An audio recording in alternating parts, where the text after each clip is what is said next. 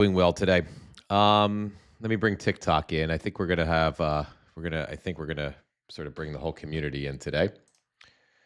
If you guys could just bear with me for a moment while I bring TikTok in, and then we'll get rolling this morning.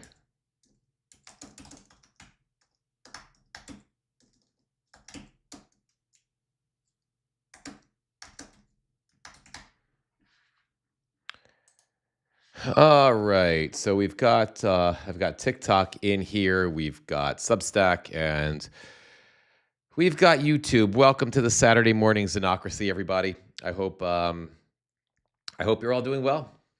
Oh, hang on. I'm getting some feedback from my iPad. Oof. Wow. Right? What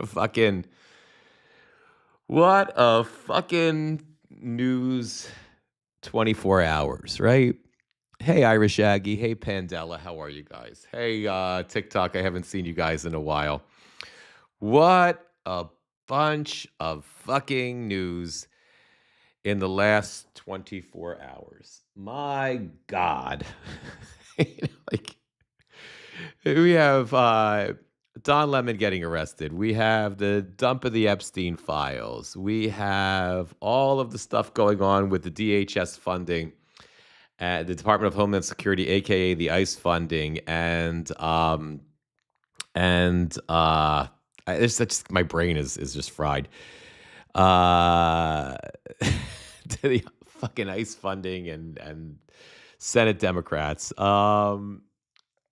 I can't. I just can't do this anymore. It's so nuts. It's so impressively crazy that I don't even know what to say about it anymore. I don't even know where to go with it anymore, to be honest with you. It's so fucking nuts. Let me just get some of the shit out of the way because I know you guys on TikTok can see the whole table because you can't run it through my streaming software, so you guys don't have the nice sort of look that everybody else has, and I don't want you to. My desk is messy enough. I don't need to expose TikTok to all the shit that I've got lying around. But my God, guys. All right. So here's what I want to do this morning. I want to see if there is some way we can, kind of make sense of the news. And then and I want to start with that, right? And then I want to go into a little bit about the village idiot Donald Trump and how he is.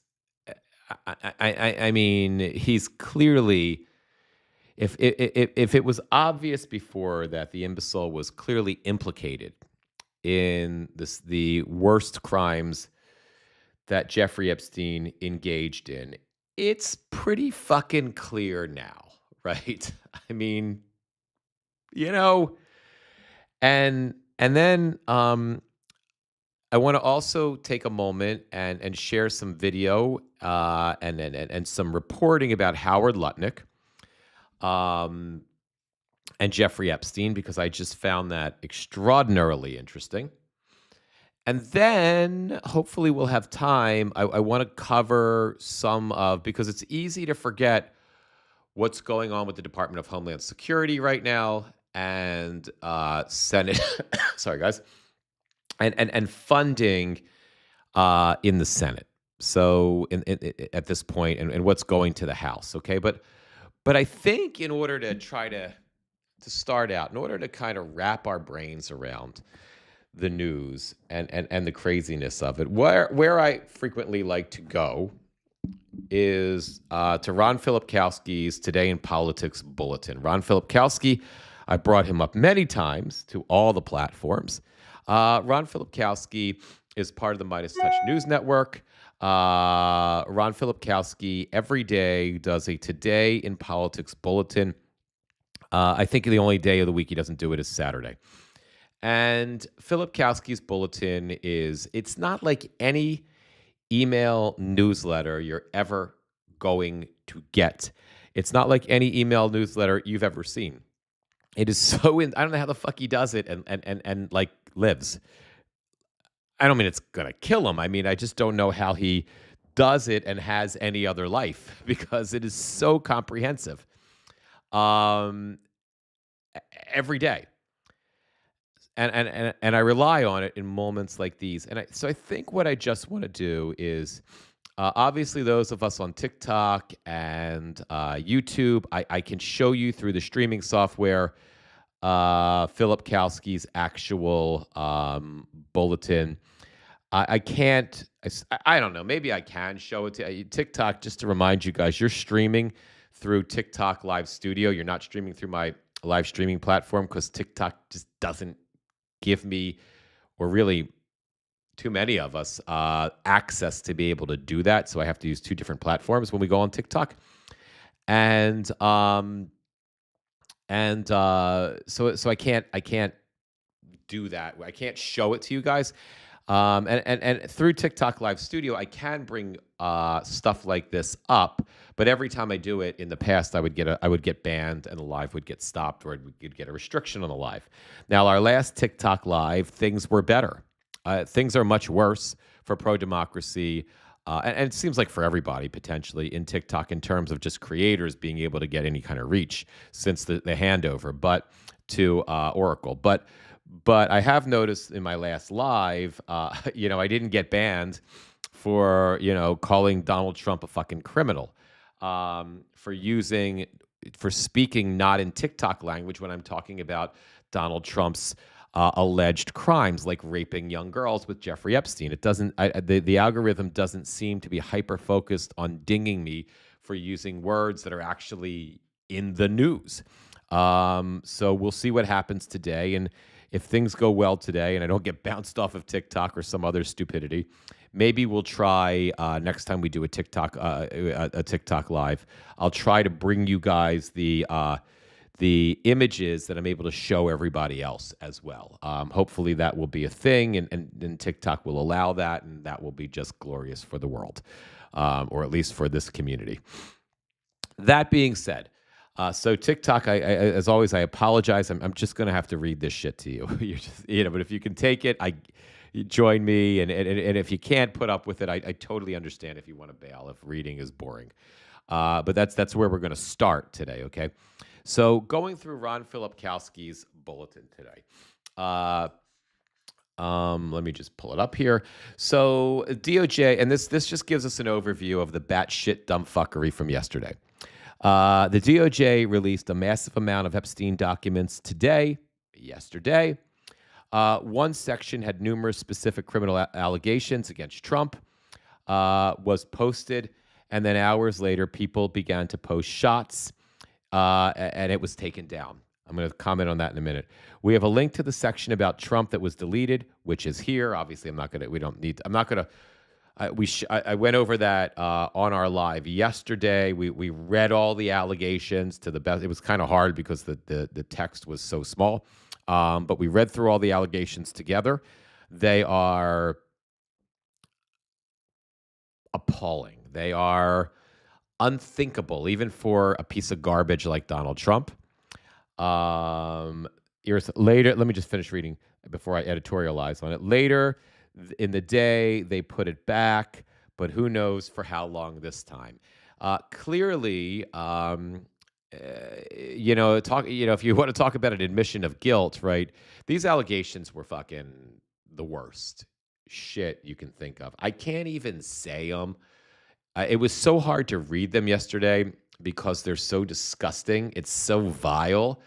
That if these allegations are true, that these pigs engaged in this behavior, it's so foul that this was a thing, and yet it's completely believable.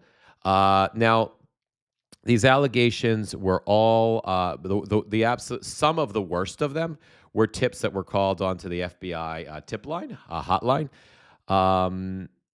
And some of them may not be credible. The thing that I noticed while reading through them yesterday, although there's no specific timestamps on when the allegations came in, if these allegations came in back in the late 90s, the early 2000s, these disgusting just behaviors of Donald Trump, in essence, sexually assaulting. I mean, you can use the word raping young girls in cahoots with Jeffrey Epstein and other creeps, right? If those allegations if those calls came into the FBI, not in 2024 or 5, right? But if those calls came in before Donald Trump became president again, when the Epstein stuff uh, blew up, when we all knew about Jeffrey Epstein and Donald Trump, and it was all what was the deal with these two, right? But especially if those calls came in between the late 90s and the early 2000s, which we don't know, then you've got you gotta consider even the most unbelievable things, because they're so disgusting, potentially credible. I would even say probably credible, because, my friends, nobody knew about Donald Trump and Jeffrey Epstein as a thing in 1989.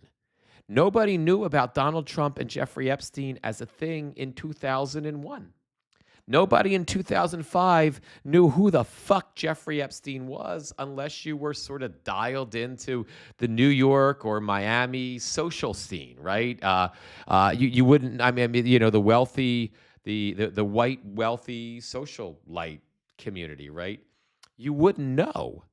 Sure, you might have heard. I knew about Donald Trump back then, not as a rapist, but I knew about him as an asshole, and I knew about him as a casino owner, and I knew about him, as a playboy, and I knew about him as he was a general dickhead. Good morning, Winifred. He was a general dickhead back then, right? But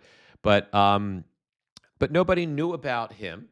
And nobody knew who the fuck Jeffrey Epstein was. So certainly nobody knew the two of them. And I would go we're a thing, right?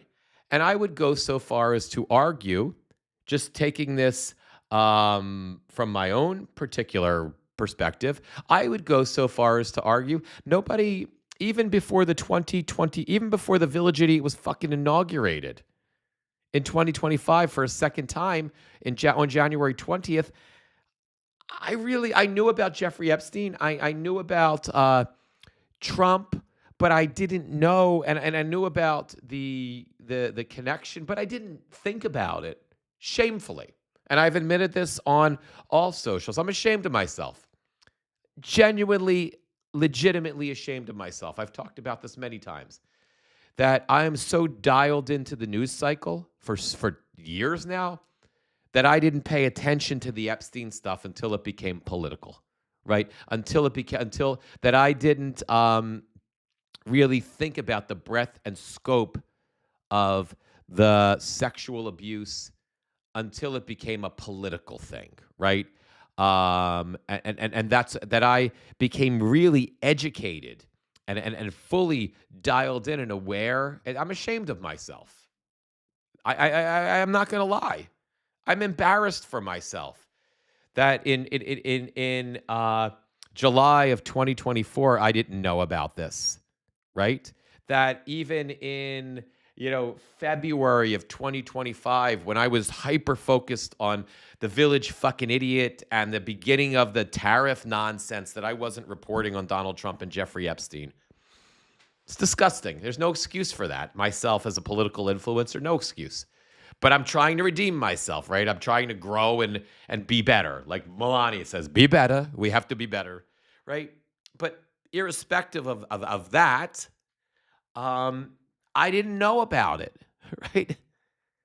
So my point is that when we didn't know, if the world didn't know about how egregious all this was, right? And Jeffrey Epstein and Donald Trump were not a couple running around, sexually abusing girls and a ton of other, wealthy men, right?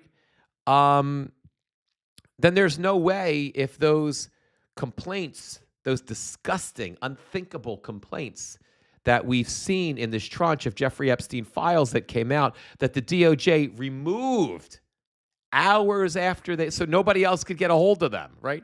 Hours after they were released, because the dumb fucks at the DOJ had no idea the shit was in there, right? If none of us knew about it, I'm sure many of you did, before Trump was, before the 2024 election. But if the rest of us didn't know about it, then there's no way that all of these allegations could have been called into the FBI connecting Donald Trump and Jeffrey Epstein when nobody knew about Donald Trump and it's not like these would have been fake people calling in, to try to set up a celebrity, to try to set up. I mean, he wasn't president back then, right? To try to set up, because they couldn't have known that the celebrity was involved with Jeffrey Epstein unless they knew it, right? And they couldn't have known it. So when I think about it that way, and when I think about it that way, even some of these most absolutely unthinkably appalling things that that we all read together yesterday, those who were on the live, when I think about it that way, and I just think it can't be true, even Trump can't possibly be that much of a fucking monster. Logic tells me, yeah.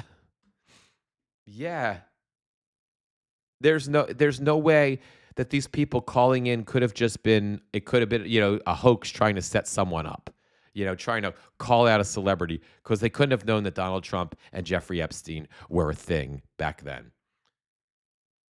And they were calling the FBI saying Donald Trump and Jeffrey Epstein raped my friend, blah, blah, blah, et cetera, et cetera, et cetera. Raped me, blah, blah, blah, et cetera, et cetera, et cetera. All of that really happened. So, I mean, we all have to do what we want with the information that we have.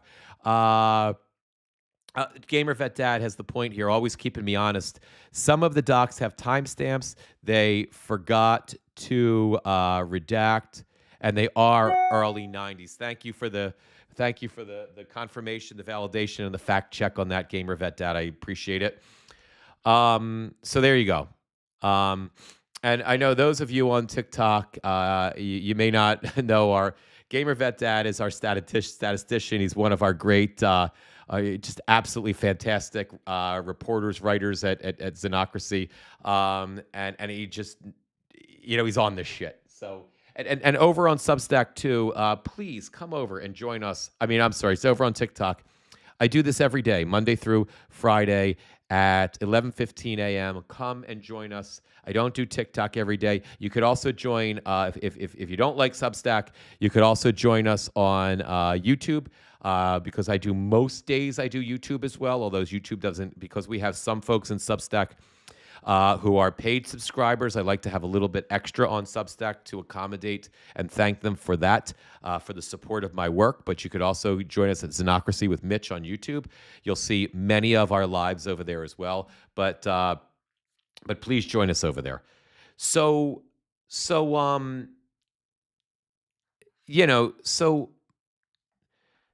and the other thing I'm going to say before I continue reading through Ron Filipkowski's Today in Politics Bulletin, which, by the way, if you want to subscribe to this, just do it on Substack. Go to Substack, go to Midas Plus publication. That's the Midas Touch News Network's publication. You'll get this for free. You don't even have to be a paid subscriber to get this every day. It is irrefutable. It is inarguable, at least as far as I'm concerned, to suggest that Donald Trump didn't rape young girls. The smoking gun for me in the first couple of the email that was the smoking gun from me, and I think it was from 2008, in the first or second batch that was released by the DOJ, was when Jeffrey Epstein emailed Ghislaine Maxwell, and emailed Ghislaine Maxwell and basically told her that Donald Trump had spent hours with one of his victims, with one of the young girls. That was a smoking gun for me. And when I compared that to everything else that came out in the Epstein files, when I compared that to Donald Trump's history of sexual abuse, of allegations, when I compared that to the rape conviction, the civil conviction that E. Jean Carroll won, and then continued to win on appeal. I think that it was appealed at least twice. Um, I can't. And, and, and, and look, folks may want to argue that it wasn't called rape in the state of New York. The judge said it. The New York judge said that the only reason that the term, this is the judge that found Trump guilty in a civil trial of sexually assaulting E. Jean Carroll. He said in the state of New York, in order to call it rape, the statute in New York says penetration has to happen. He said, but if that doesn't happen, it's not called rape in the state of New York. But the judge said, for all intent and purposes, he raped that woman. So with Donald Trump's history of that, with the fact that we see now the malignant narcissist that he was back then as well. He was a sociopath back then as well, like he is now. We just didn't have the dementia, which a lot of folks are starting to sound like a lot of folks are thinking it. They're all saying it. Very nice folks are saying it. But frontotemporal dementia seems to be the most credible, at least from my limited understanding of these things, the most credible diagnosis of what is going on with his brain physically. So this was clearly before that the frontotemporal dementia, but he was still a fucking sociopath. He was still a sexual deviant, and he was still a malignant narcissist back then. Mika, yeah, and that the cover-up continues. I agree with you 100%. Marcus, you're saying that we can't see with our own eyes. I'm not sure specifically what you're referring to, but I'm always a little bit behind when I refer back to the chat. So I apologize for not knowing exactly what you're referring to there. So there's no question in that there may not from the Epstein files that we have seen, and people are still going through them. I'm still going through them. We went through them yesterday, just sort of randomly together, going live. I mean, there's many, many documents. It's going to take a long time to work through them, but we'll continue to do that. People far more qualified than I. Again, here on Substack, I can't remember her name. She's anybody remember? Is it Sarah Elias or Sarah Ellis? I mentioned her yesterday. I don't know if any of you guys remember her. Leeds. Was it Emily Leeds, right? Gamer Vet Dad knows everything. Emily, I think it was Emily Leeds, I think. Follow her on Substack. She's got an incredible community. She has herself and hundreds of subscriber citizen journalists who go through every fucking page of the Epstein files. They are doing better work than any legacy news outlets. They are when the Epstein files go out of the news cycle, when they leave the 24-hour or the 12-hour or the 3-hour or the 15-minute news cycle, she and her team are in there breaking news on independent media all the time. Follow her. No matter where you're at. If you're on TikTok, I want you to come over here and follow me, but follow her first, right? Then follow me. And follow Midas Touch so you can get Ron Filipkowski's stuff. But her reporting is stellar. Absolutely stellar. And that's all she does. That's all she does. So it's well worth your efforts. So anyway, my point here is that you maybe in a court of public opinion, I'm sorry, maybe in the court, maybe in an actual court of law, you wouldn't have from and we only have 50% of the Epstein files. And dingbat, sociopath, dipshit Todd Blanche, the deputy attorney general, said we're not getting any more, right? So there's probably more proof and more evidence in in the rest of those files. Certainly. Of Donald Trump and others. But my point is that you in the court of public, if you can't convict him in a court of law, which is fine, it doesn't fucking matter at this point. But in the court of public opinion, you really have to bury your head deep in the sand and pretend that things aren't what you see with your eyes and hear with your ears, to think that this motherfucker was not a sexual abuser of young girls with Jeffrey Epstein. He was. He did it. He did it. He did it. He did it. And I don't even think it's defamatory to say that he did that at this point. It's we had in our chorus community. It's a pro democracy community that I'm privileged to be working with right now. We had a whole training on understanding defamation. So as influencers, as we grow, we can avoid that problem, right? Because it's probably a good idea. Nobody wants to get sued for defamation. And it's a very healthy thing to learn about. And one of the things that protects you as an influencer, as a newscaster, just as a person, of being able to win a defamation of character case is that if what you're saying is true, you can't lose if what you're saying is true. And I think from it's still a subjective opinion, I guess, to say that what we've seen from the Epstein files thus far, you can't. I guess in terms of like something like defamation, right? To say that Donald Trump is a rapist and he abused children with Jeffrey Epstein. I guess you'd still have to make the argument that that's an opinion. You can't say it's unequivocally true, but what you can say is unequivocally true that all of those documents that we've seen, and it's only been the thousands of times Trump has been mentioned. And in my opinion, you have a handful of documents that are smoking guns tying him to the actual sexual abuse.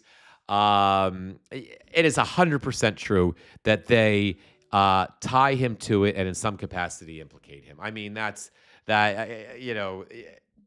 I think you would win a defamation case, on that one, quite frankly, for whatever my opinion is worth. Anyway, let's get back to Ron's. This is my problem, guys.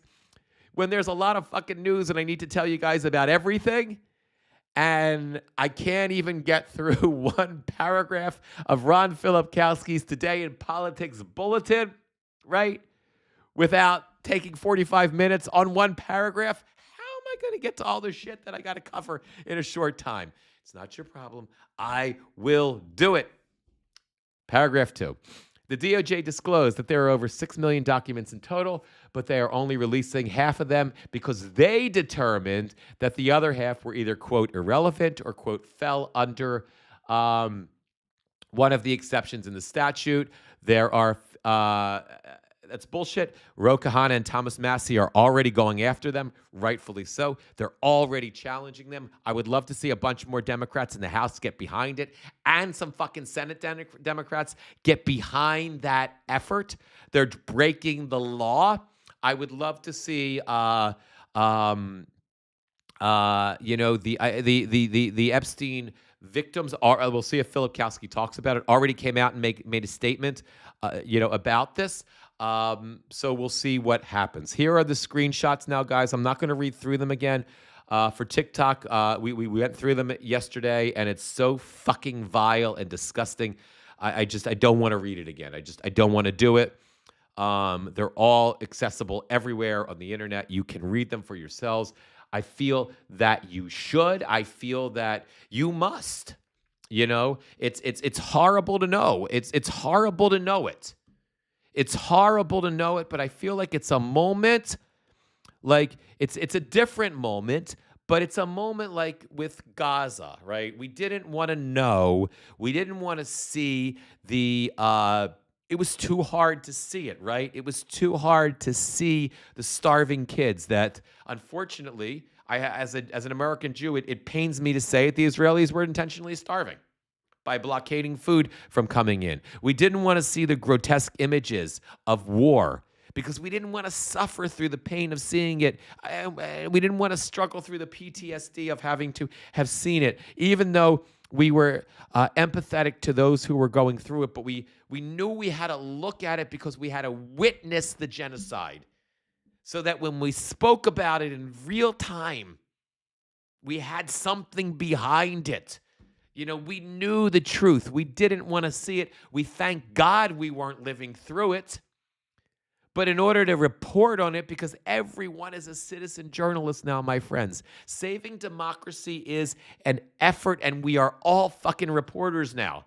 Whether that's just telling our spouses or our partners or our children when it's safe enough to tell them, or our neighbors who are missing it, we are all journalists now. So we have to see it. So even though I don't want to subject you by reading this rancid, god-awful shit again, I did it once. I'm not going to do it again. Please, if you haven't seen it, take a deep breath. Find your moment, right? Sit down and read some of it so that when you talk about it, you are an authority. And when you talk about it to those whose heads are buried in the sand, you can shake them with the truth. Because this can't stand. This can't stand. And you've got to know it in order to be able to express it. That's my soapbox about that. Continuing, Midas DC Bureau Chief Pablo Mariquez said, quote, Republican senators keep asking me what's in the new Epstein files. So I show them the deleted spreadsheet. They say to him, that's dark, man. Fuck, said one, who then declined to comment on the record. Cowards, cowards, cowards. One email from Epstein was in the files. One email from Epstein that was in the files, quote, I just said I wasn't going to read it, but I'm going to read it because, Philip Kowski's highlighting it. Said, quote, Trump is likely to be asked questions about me.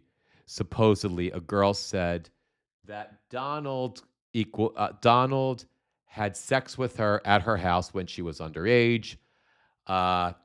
She said she has a witness. That's tame compared to what's in there.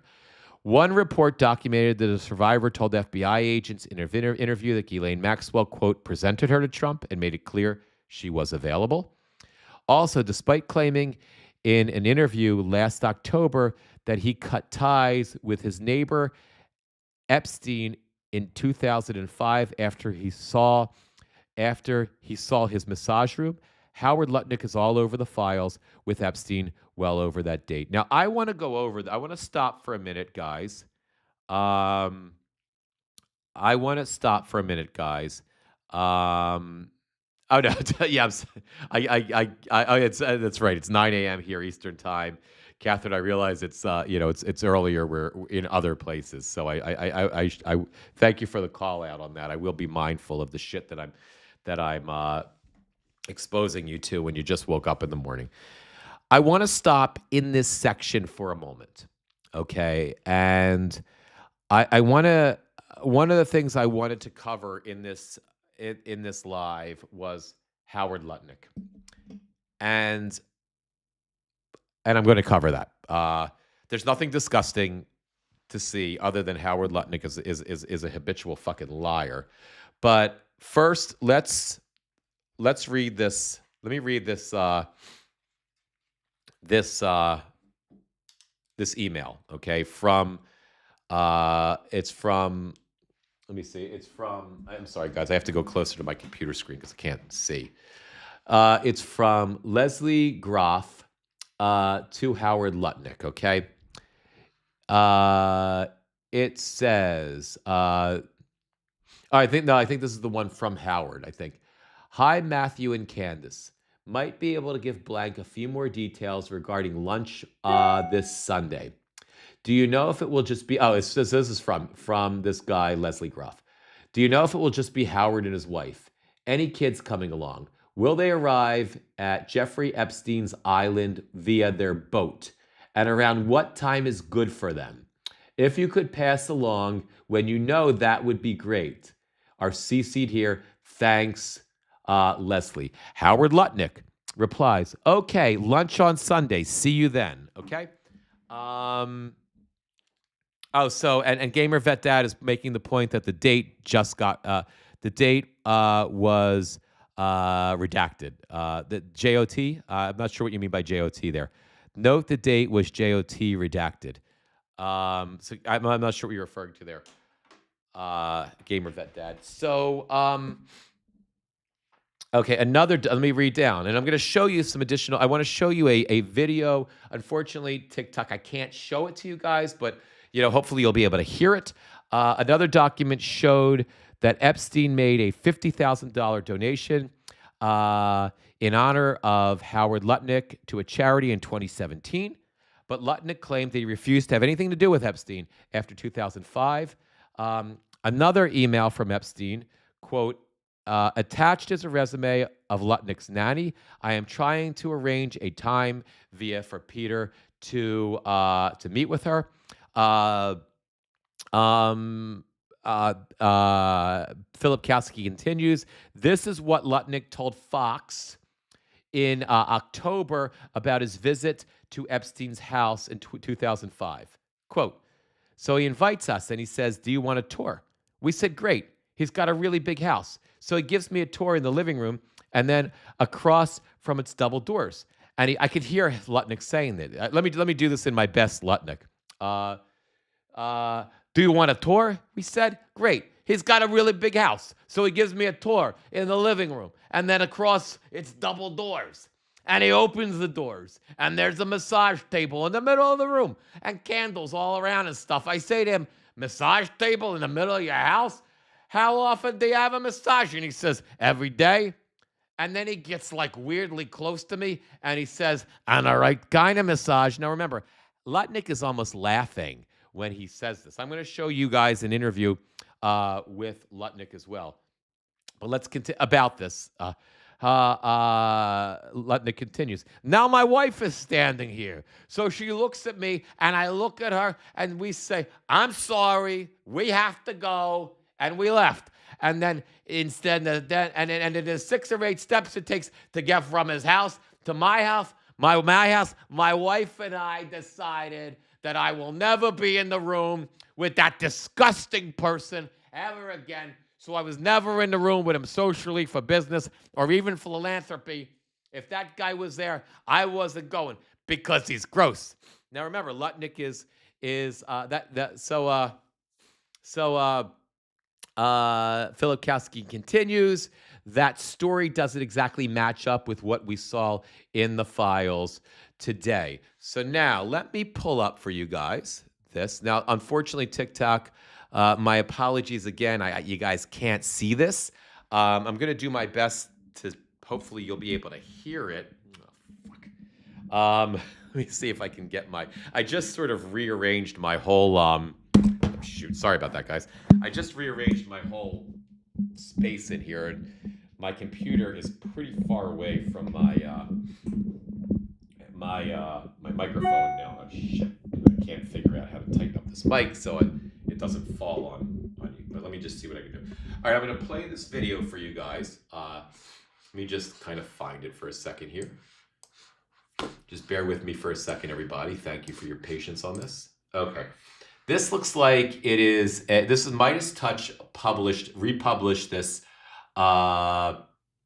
originally on October 21st. They reposted it today. I'm not sure who the interviewer is. It looks like the New York Post, but I'm not sure. I don't think this is the Fox News interview, but just, let me share this with you. So take a listen, guys. Incredible story that you could pick up that he was a pervert. It's gross. The guy's gross. Right with my wife. Now look at how those for crying out loud. Those of you that can see this, that can see the video, look at how he's smiling. Look at Lutnick is like, for those of you on TikTok that can't see the video, I shit you not. Lutnick is like, it's gross. It's gross. This guy is gross. If you were really thought it was gross, you would be like, he's a fucking pig. He's gross. But Lutnick is smiling. He's happy. He's a bad liar, Pingu. You're right. But he's also a sick, weird fuck. But let me continue. Let me just make sure I don't. Like, he's gross. The guy's gross. This was not, the deep nuance of Howard Lutnick. This guy's gross. Right. So how come Bill Gates and all these other people could hang around him and not see what you saw? Or did they see it and ignore it? Or no, they participated. Right. That's what his MO was, get a massage, get a massage. And what happened in that massage room, I assume was on video. This guy was the greatest blackmailer ever. Blackmailed people. That's how he had money. So what happened to those videos? Why is there now such a dearth of information when, Donald Trump's people are running the FBI and the DOJ?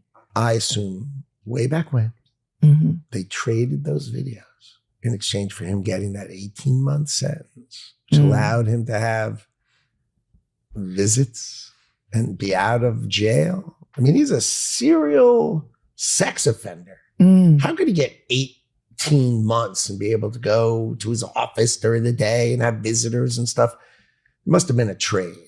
So my assumption, I have no knowledge, but my assumption is there was a trade for the videos because there were people on those videos. And have you talked to Donald Trump about this and shared your theory? No, I mean, he knows the story. Right. But my story, that, I was one and done with the guy. Yeah. I was one and done with the guy. Except you weren't, Howard. We know that now. That's that story, but that's it. I mean, that. All right, that's the video there, guys. Let me just kind of get myself settled here because all right, let's get back in camera center and let's kind of flip back to the main shot here. So, look, I'm not by any means suggesting that Lutnick was involved in the sexual abuse of the young girls. There's nothing to indicate that Lutnick was involved in any capacity in that stuff. There's no indication of that. But what is clear is, on the one hand, in these interviews, Lutnick talks about how much of a scumbag Jeffrey Epstein was, and makes the point in the Fox interview and in this interview that he had nothing to do. Oh, hang on, I got to move over here. Oh, wrong way. There we go. Now I'm out. Now that works a little better. That he had nothing to do with it. It was this one-shot deal. We went into the house. My wife and I saw that we saw the massage tables. I said, "You gotta get a lot of massages. Forget about it. I'm never coming in here again." That's this guy. And they got out and they said how disgusting it was. That was Lutnick's MO, to distance himself from Jeffrey Epstein. But now we have pretty good circumstantial evidence that Lutnick and his wife and his kids went to Epstein's Island. And it very well could have been after that supposed interaction when he and his wife went into the house, right? Because if they went into the house and that was the only time that they really were socially, because he lived nearby, and that was the only time they kind of were socially engaged in any capacity, and then they sort of shut him out, right? Then how could these emails that say that, where Lutnick said, "I'm going to have lunch with you and we're meeting you on the island," right? It doesn't make sense, right? How could you have only had that one interaction and then you were so grossed out by and never really had anything to do with him again, Philip frantically, or Philip, how do you say that word? Philip Thrant. I can't say that. I'm like Trump now. I can't. Philanthropy. Philanthropically. There we go. I got a little nervous there because I do Trump so much. I worry he's gonna devolve into me. He's becoming just like me. Can't say words. Philanthropically. I can do it. I haven't become Donald Trump completely yet. Whew. Was worried I might have to back off and do less Trump impressions because I might be turning into him. I can't have that. But this point here is, how does Lutnick make the argument, right, that on the one hand, he only had that one social interaction. They were grossed out, never again. Nothing, no money, nothing to do with giving to charities with that guy, nothing to do with socially. But then on the other hand, somehow they went to the island at some point, right? and Epstein donated to a charity in Lutnick's name. They had lunch together. He's a fucking liar, right? And it's never happening. No morals. These people are all ill. The wrong brother was lost in 9/11. I mean, that's I look. It's never happening. I get why your frustration, your rage, your disappointment, your anger. And I feel that. I can't go there with you, with the comment of, you know, what happened in 9/11. I mean, look, Lutnick was the way my understanding of the way he responded in the long term to what happened in 9/11, the loss of his brother, the loss of almost everybody, a vast majority of the people that worked at the company. There were questions later on about how he handled compensation for the families and stuff like that. But I'm still going to give him the benefit of the doubt on the actual day of 9/11 and his experience losing his brother and losing all the even a lying creepy fucking slime bag like him has probably has enough humanity left in him that mattered. So I can't go there with you, but they are fucking ill. I couldn't agree with you more on that point. They are all a bunch of mentally unstable, pseudo sociopathic, immoral, just profane human beings. And they are sick. And I completely agree with you on that. Anyway, that was my. I wanted to just share that with you guys about about Lutnick. Now, let me get back to, if you guys can bear with me. One of the things I have to get. I talk about this a lot to to the folks that come to my lives every day. I only have one monitor right now. So when you see me looking over here, I'm looking away from my camera and my monitor. In order for me to stream all these documents at the same time, I have nests of documents on the single monitor. So it takes me when I switch from one scene to another in my streaming platform, sometimes it takes me a couple of minutes or a couple of seconds to find a document that I want to get back to.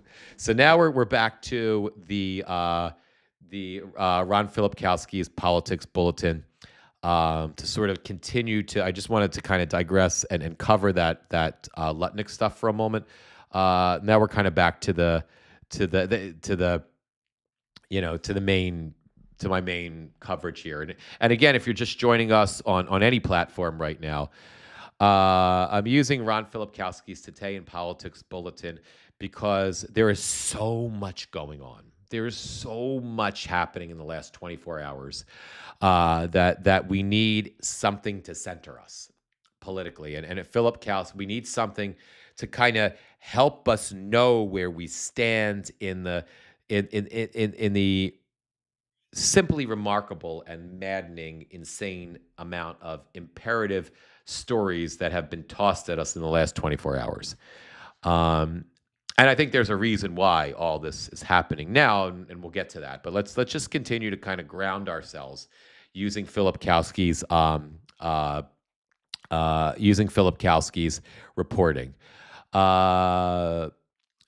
His next thing he goes into, Deputy AG Todd Blanche held a press conference about the release, quote, of the documents. Blanche says, he was asked, can you assume the American public that President Trump, like every other prominent person whose name came up in the Epstein files, that all documents, photos, and anything relevant to him connected to the case is being released? Blanche responds, I mean, yes, I can assure that we complied with the statute and we did not protect President Trump, but there's a hunger or thirst for information that will not be satisfied by a review of these documents, and there's nothing I can do about that. Blanche is lying. We just know he is. There's no question about whether or not. I think everything hasn't been released about Trump. There's, you can't, Trump's name has been mentioned thousands of times. There have been two handfuls of extraordinarily damning documents. It begs, you can't dispel disbelief long enough to assume that if there are some 3 million documents left that we haven't seen yet, or probably more, that Donald Trump is not mentioned in many more of them. Nor can you assume that all of the rest of the rapists are not mentioned by name and in detail. Nor do I believe Howard Lutnick, what he said. I think he does know, and I think that was to throw us off. What he said in that interview that we just listened to, where he said all the videos. We know that Jeffrey Epstein made videos, that he used them as blackmail for these rich people. And I could almost, you'd have to really stretch reality to think that there aren't those of the village idiot Donald Trump, especially with the fallout that the two of those had. Come on. So, you know, Lutnick argued that in order to get that sweetheart deal, what was it, back in 2008, that non-prosecutorial deal with Alex Acosta, that Epstein just that the government handed over all of their videos that they had, gave them back to Epstein, and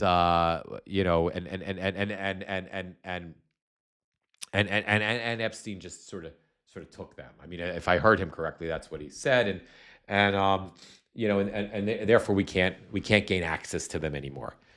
I find that hard to believe. I would be stunned. Trump is the fake. That's why he always uses the word deflection. It's never happening. Trump is he always uses the term fake news. It's all projection. You're 1,000% right. Everything is projection. Every crime that he accuses someone else of is a crime he's committed or he will commit.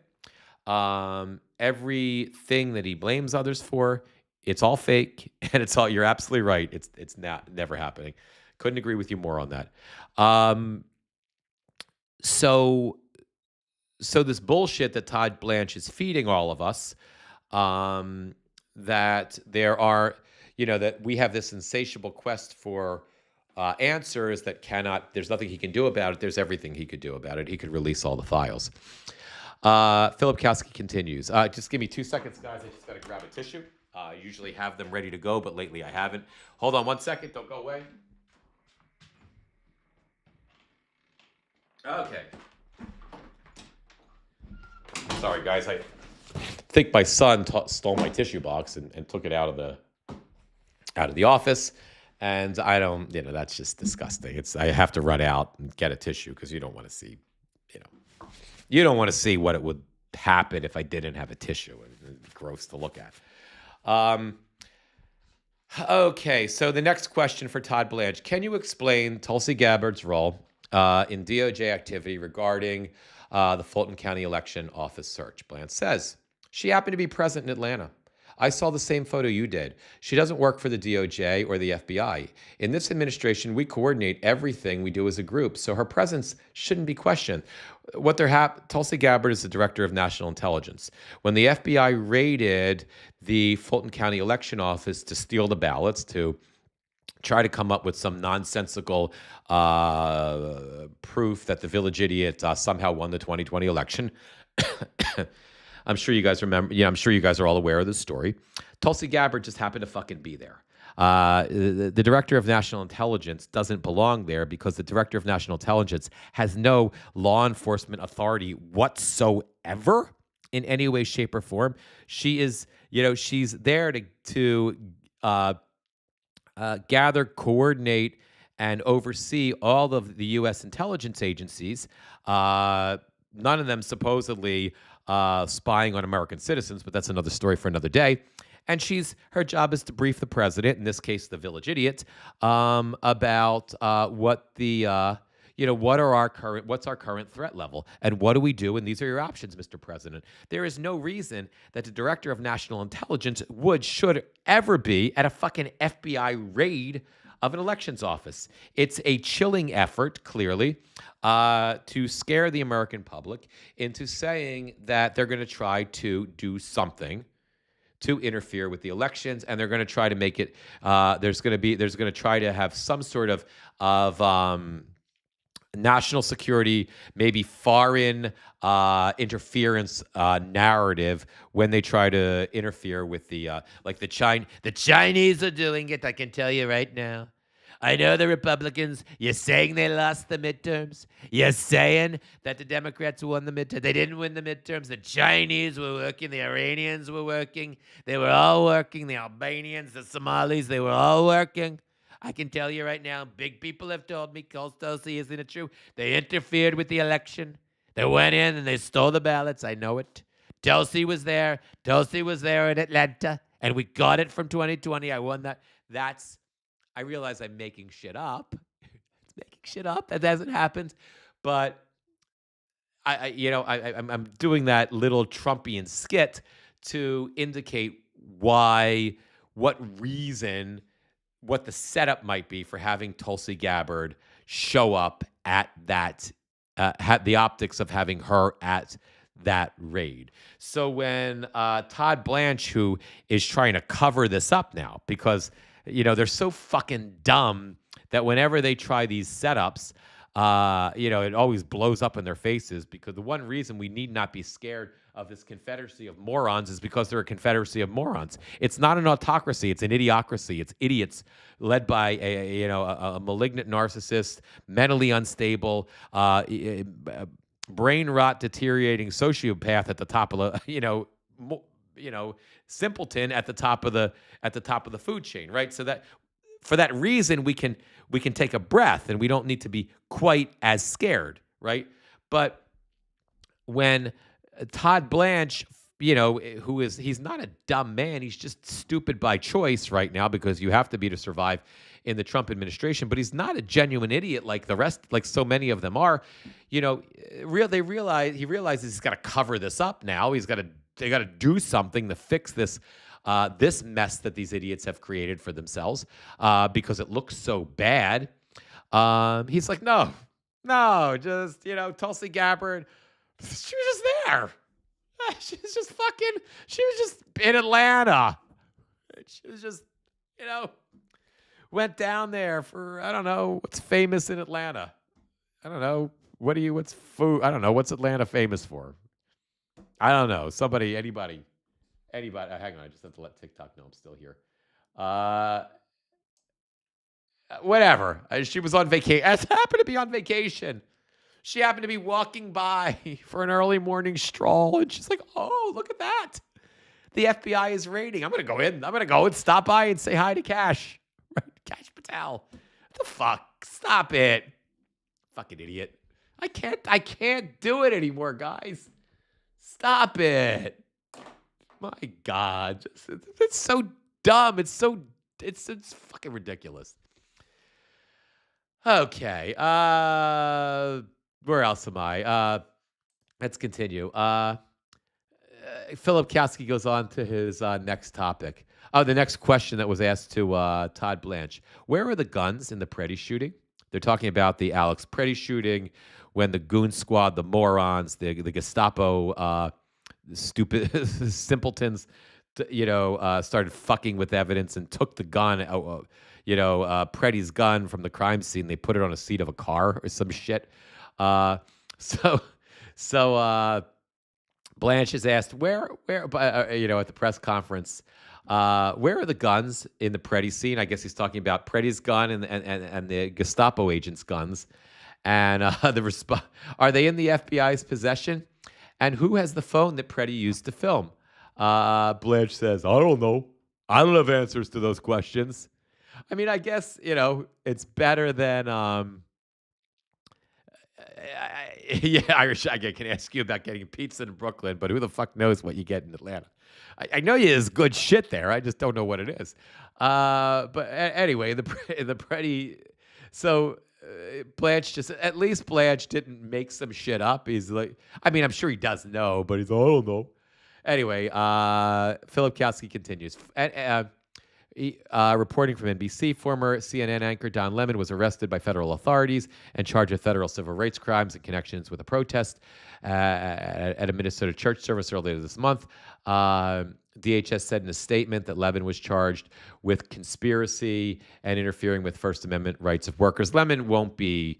This is going to have and again, when I refer to the stupidity of the DOJ and the stupidity of the Trump administration, this isn't going to silence anyone. Lemon made a bold statement. He's like, "Fuck you." When he got after he got out, he's like, "I'm gonna do." You're not going to silence me. He's going to win the case. The case isn't probably even it's not going to go to trial. It's a fucking reporter covering the protest. It's going to go nowhere. And if these idiots think that this is going to scare reporters, oh, stop it. And they think it's going to scare influencers. Those of us like myself who are pro-democracy, fuck you. We're going to double down, triple down, quadruple down. We're going to be more intent, more hyper-focused, good reporters. Yeah, the propagandists and the cowards at Fox News and at OAN, of course, they're going to, be extra careful so they don't get in trouble, so they don't get on the, on the wrong end of Donald Trump and potentially the wrong end of the lawlessness of the law enforcement. But the rest of us, of course, we're not going to break the law. And of course, we're going to observe the law. But are any of us going to stop reporting? Oh, stop it. Fuck off. Come on. I mean, that's all. I probably should say more about this. But anyway, Don has been Philip Kowski continues. Don has been a journalist for 30 years, and his constitutionally protected work in Minneapolis was no different than what he has always done. The First Amendment exists to protect journalists whose role it is to shine light on the truth and hold those in power accountable.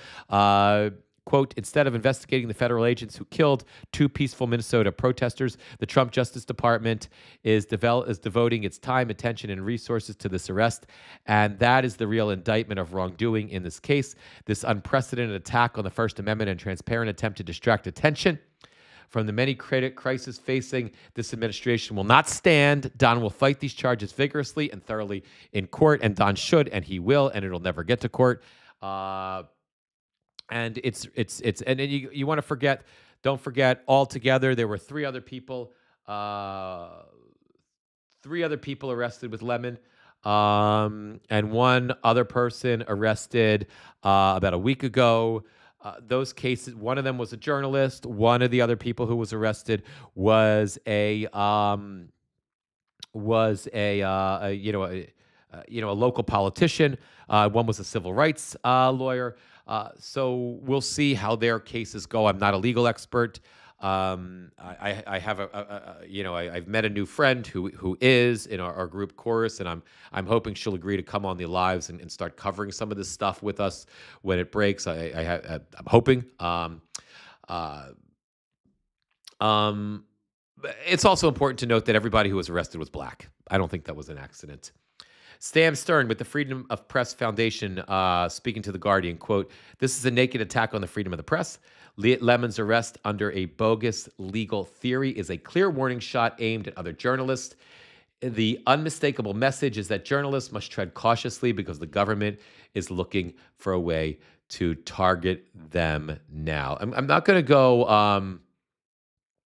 I'm just going to skip over a little bit because it's getting a little bit late. There's so much more to cover, but I just want to see. I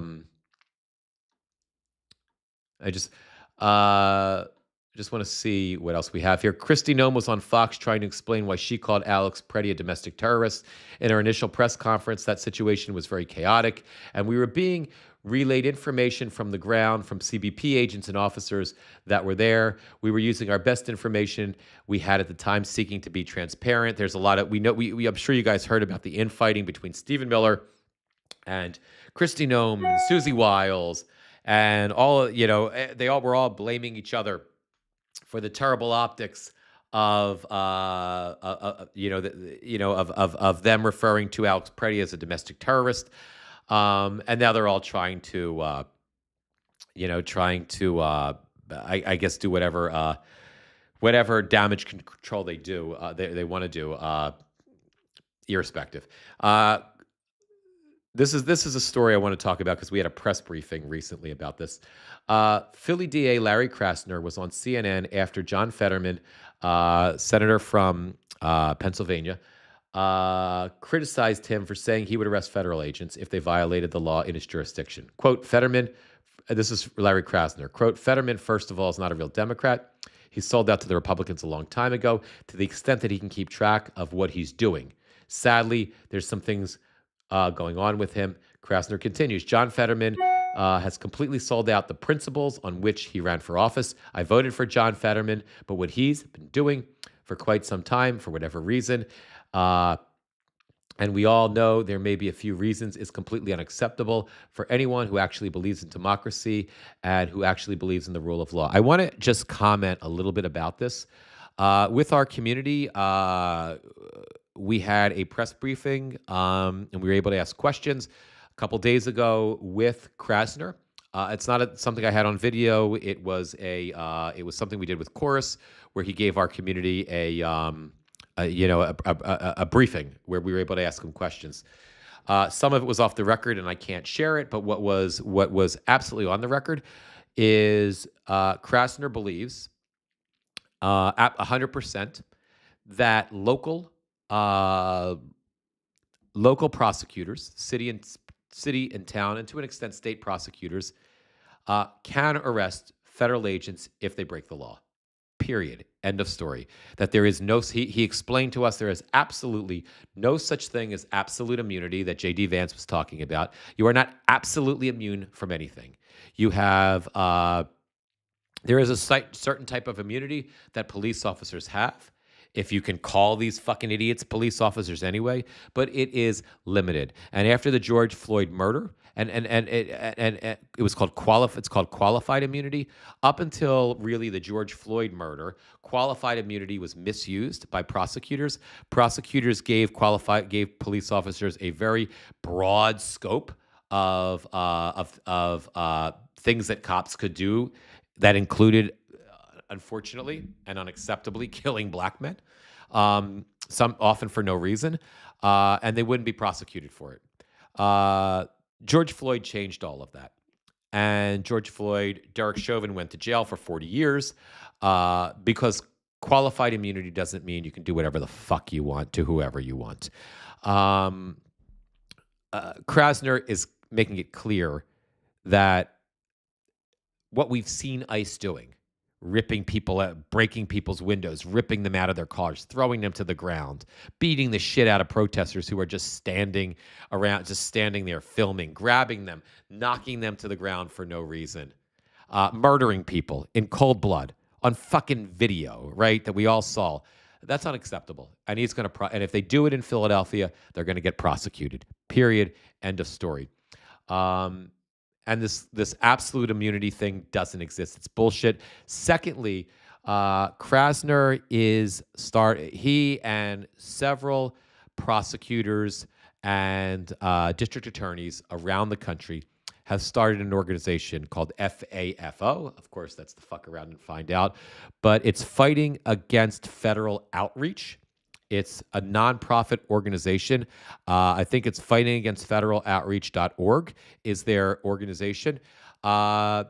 This is an organization where this is something to be hopeful about, guys. Like there's not a lot of reporting about this, but it's an organization I think you're going to be hearing more and more about as if and when they start prosecuting federal officers for committing crimes. This organization will afford these law enforcement chiefs in these local cities to come together, to combine resources, and to have sort of a central, a centralized hub, an actual organization that they can collaborate together to use with the public, to stop the tyranny that are happening in our streets right now from ICE, to hold federal officers accountable for the crimes they commit. Go to their website, take a look at it. You want to know about this? This is something you really want to know about. It's something you're going to hear about. It's going to be more. You're going to see this more in the news as they get active. If you're inclined to donate to them, even if it's $5 or whatever, I would don't. I think it's a way when you ask, what can I do? How can I fight?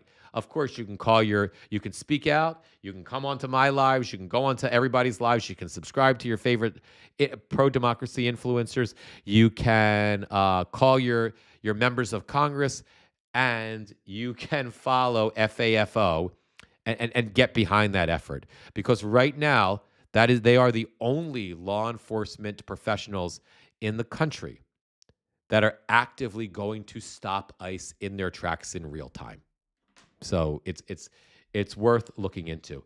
I want to talk about one more thing, and I know we've been all over the map this morning, but it's been a pretty long live, and there's been so much news, and I just wanted to give you guys enough information so that we could kind of get grounded in the news cycle as it's sort of spiraling out of control right now, and I hope to a certain extent we've been able to do that a little bit. I hope you can kind of take a little bit of a deep breath, knowing that at least there's a lot of news, but you kind of have a sense of where it's all at right now, and that on top of it, although the Trump administration is hammering us with news and with distraction, you can handle it. It's not complicated. It's just volume, but it's volume that's easy to understand, and it's volume that's easy to manage and work through. Hey guys, my wife and my son are home, which is indicative of the fact that I've got to wrap the live.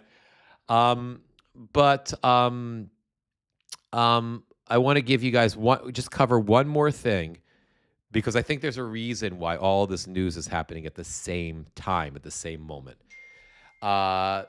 Democrats in the Senate have capitulated to a certain extent, to a limited extent. They have agreed to fund ICE for the next 2 weeks. They have agreed to fund the portion of the federal government that is Department of Homeland Security for 2 weeks. Buddy, I can't have you we've got the live from everywhere, so I don't really want you in it. You're in it. I'm just telling my son, because we have all communities together. I don't really like my son. I don't like my son being, because on some of the platforms there can be folks that are that don't have the best of intentions, so I don't really want them to see him. That's why I threw him out just now. Normally he can come in at my lives and everything else, but I when I'm doing the multi-stream live, I get a little nervous because I don't want him to become a target. So within that, my wife is giving him a lecture about that now because he knows. Within that, so Senate Democrats didn't need to do this. They told all of us that they were going to not fund ICE, period. And basically what was sitting in the Senate was an appropriations bill, a funding bill. And if that was passed by the House, you had 8 Democrats or 7 Democrats who voted with Republicans in the House, and they passed this appropriations bill that included funding for ICE. When it went to the Senate, you were going to get enough support from senators to pass it as is. Then came the murder of Alex Preddy, and everything changed.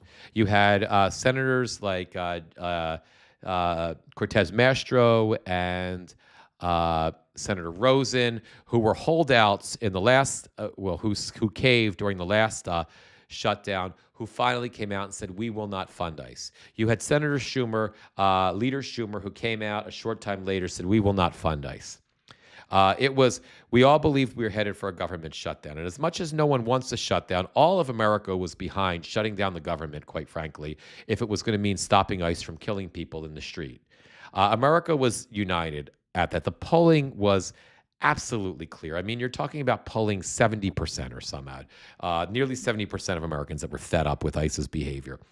There were rumblings in the Senate that there was an agreement. Might be an agreement pending where what the Senate would do is they would break the the funding, the appropriations bill into 6 pieces.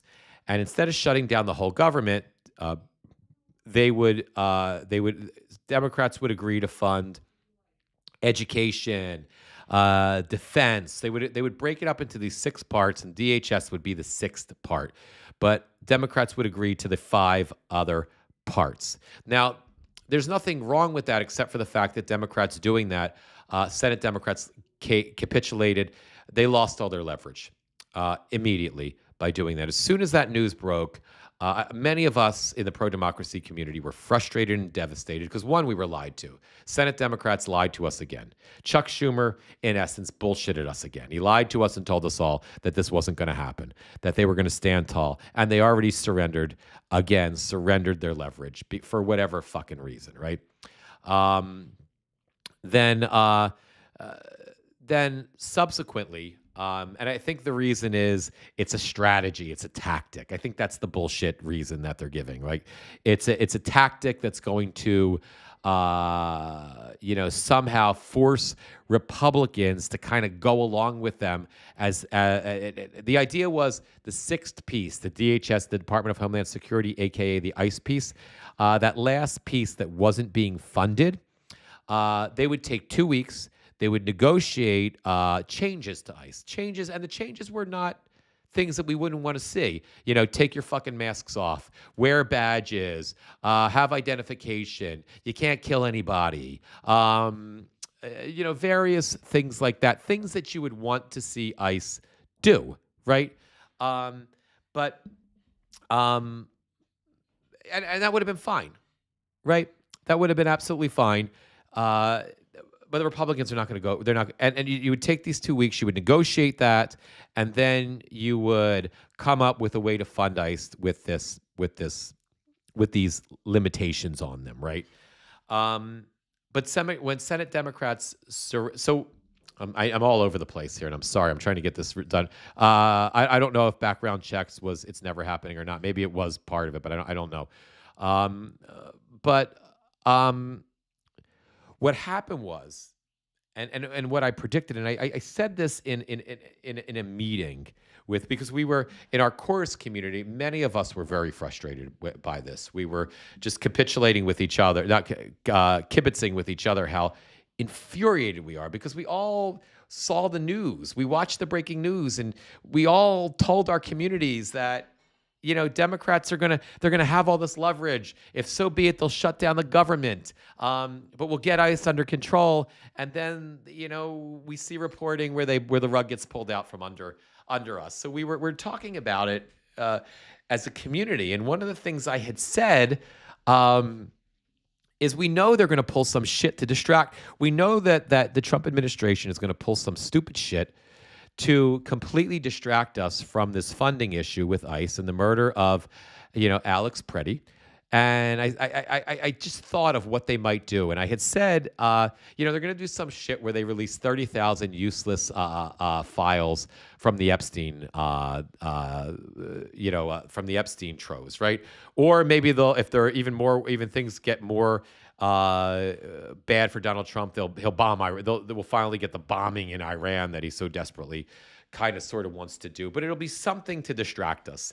Now, I didn't expect, because if we get distracted from that, we won't pressure our nobody will be talking about Alex Preddy. Nobody will be talking about ICE. Nobody will be talking about funding ICE for the next 2 weeks. Senate Democrats will lose all their leverage, and they'll get fucking nothing, and it'll go away, right? And ICE will just continue to do what it's going to do. Now, I didn't think I would be that right. I mean, I said 30,000 documents, not 3 million. I still doubt that there's 3 million documents that were actually released anyway, but that's another story. But, sure enough, 24 hours later, we get the document dump. And sure enough, rightfully so, we're all talking about Epstein. Sure enough, Senate Republicans Senate Democrats who capitulated have lost their leverage. They've got nothing now. Nobody's calling them about Alex Preddy. It's there. It's in the background. It'll always be in the background. But they only have 2 weeks now to negotiate this stuff, and they're still making the argument, the Senate Democrats, well, if they don't come to an agreement with us, we won't fund ICE. You know what? Doesn't matter. ICE is already funded. This was just to get ICE an extra $10 billion. Trump will steal money. The goofballs will steal money from somewhere else in his administration to get the $10 billion, additional $10 billion. ICE is already funded through the big bullshit bill, more than some militaries in some small countries, right? But what you lost, Democrats in the Senate, is you lost the argument. You lost the momentum. You lost the leverage, because if the government was fully shut down today, because of this, you would have two competing narratives that would be incredibly powerful, that would be completely blamed on the Republicans. You would have the Epstein files with those absolutely staggering accusations against the village idiot Donald Trump, and the fact that half the Epstein files still are never coming out, and you would have a government shutdown because Republicans don't want to defund ICE. That's while ICE is murdering Americans. Those would be the stories. That was the messaging that Democrats surrendered, and it is ridiculous. And if you think I'm wrong, think about Senator Kennedy of Louisiana made a statement yesterday, as only Senator Kennedy can. I'm going to paraphrase him because I don't remember exactly what he says, and do my best Senator Kennedy. Well, I don't see these talks with ICE going much of anywhere, because the Democrats want to put restrictions on ICE, and that's going to be a very hard sell to us youngins in the Senate, and we're just not going to allow it. So I just think that ICE just ain't going to be funded for a very long time. Senator Kennedy is saying that because he knows Democrats fuck themselves. And that's where we are right now. And I'm really mad about it. I know I'm laughing, but I'm laughing because I'm mad about it. I'm so mad about it that all I can do is laugh. I love you guys. Thank you for being here. I got to wrap the live. 1 minute at a time, 1 hour at a time, 1 day at a time, one live at a time. Thank you for tolerating, almost 2 hours of incessant, nonsensical babble from me. But there was a lot to cover, and I hope two things. I hope some of the things I shared with you, like the FAFO organization, and a few other things, may give you some hope. And mostly, I hope you feel a little bit grounded and a little bit less sort of like you're floating in the wind of the news cycle right now, being slapped in the face by all the different storm clouds that are all over the place from all the different news that's everywhere. So I hope we all kind of feel a little bit more centered now, or maybe the opposite. Maybe it's more confusing. I don't know. I love you guys. Thank you for being here. I will. Good for you, Catherine. Go to protests. Catherine, let us know how it goes, too. Keep us posted.